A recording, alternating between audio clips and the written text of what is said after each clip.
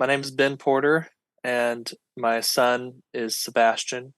I have never been a part of a support group, and now that I have a great appreciation for them.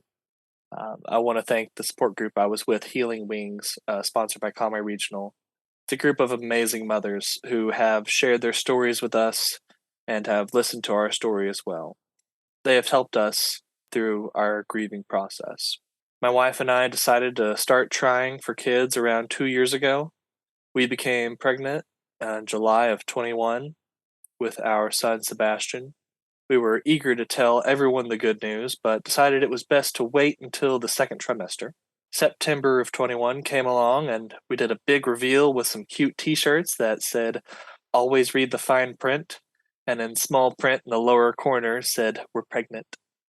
You wouldn't believe how long it took some people to read our darn shirts.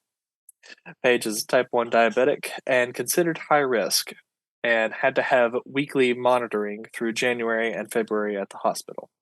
She had great results every time, always hitting every mark and keeping her blood sugar in check. However, one appointment we found Sebastian was breech and stayed breech the rest of the pregnancy.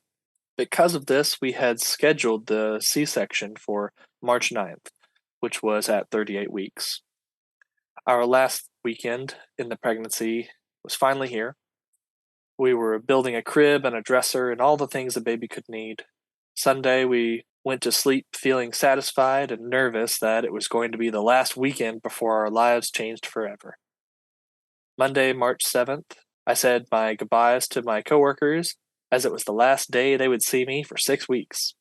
Tuesday, March 8th, we went to a final check to see if Sebastian was still breech, and he was. However, Dr. Sick said something we will remember for the rest of our lives. There is no heartbeat.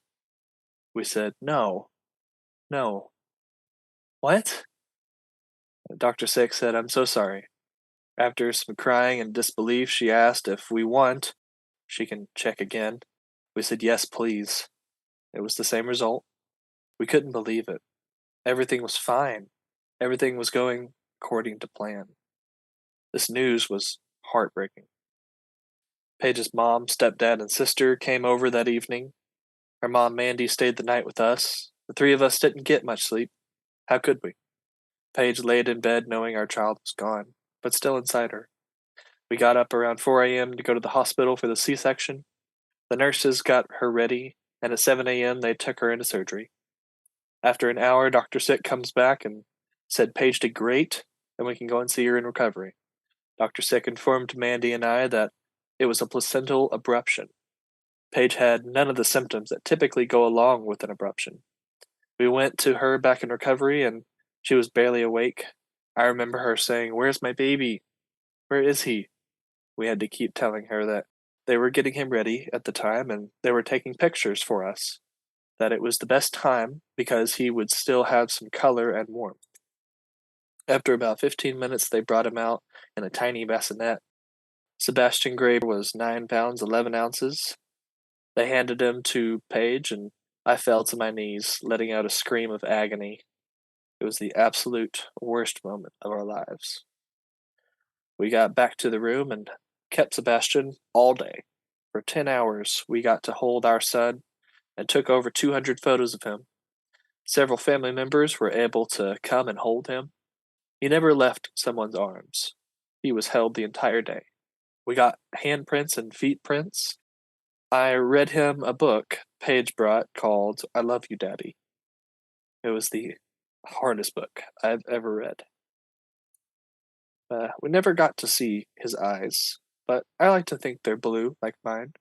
Around 6 p.m., we agreed we were ready. Funeral home came and took him, and we attempted to rest. The next day, Paige was released, and we took a 2-hour nap when we got home. We woke up and went to the funeral home to say our final goodbyes and hold our son one last time. I now have a greater appreciation for parents, children alike, and I'm a better person for it. Thank you, Sebastian, for this gift. I love you, son.